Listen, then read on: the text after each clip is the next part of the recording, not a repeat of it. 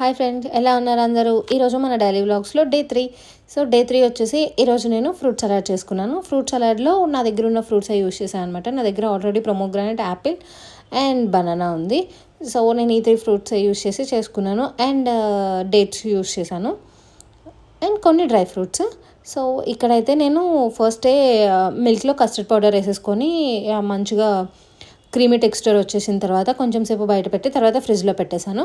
So అది ఫ్రిడ్జ్లో పెట్టేసిన తర్వాత ఫ్రూట్స్ అయితే కట్ చేసుకున్నాను. ఒక 1 అవర్ అట్లా ఫ్రిడ్జ్లో పెట్టిన తర్వాత తీసుకున్నాయి.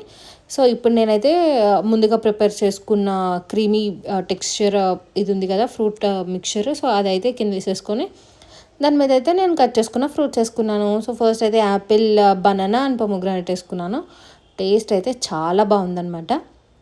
అండ్ నేను ఇక్కడ డేట్స్ కూడా చిన్నగా కట్ చేసి తీసుకున్నాను అనమాట. సో స్వీట్ టేస్ట్ వస్తుంది కదా, సో అందుకని చెప్పి నేను కస్టర్డ్ పౌడర్ ఆ మిల్క్లో వేసి ప్రిపేర్ చేసేటప్పుడు ఎక్కువ షుగర్ ఏం వేయలేదు. సో అందుకని చెప్పి డేట్స్ యూస్ చేశాను న్యాచురల్ స్వీట్నెస్ కోసం. అండ్ టేస్ట్ అయితే చాలా బాగుంది. And one of my favourite dessert అనమాట fruit custard. That's all for today's daily vlog. Thanks for watching. Bye bye. మళ్ళీ ఇంకొక డైలీ వ్లాగ్లో కలుసుకుందాం. Until then take care.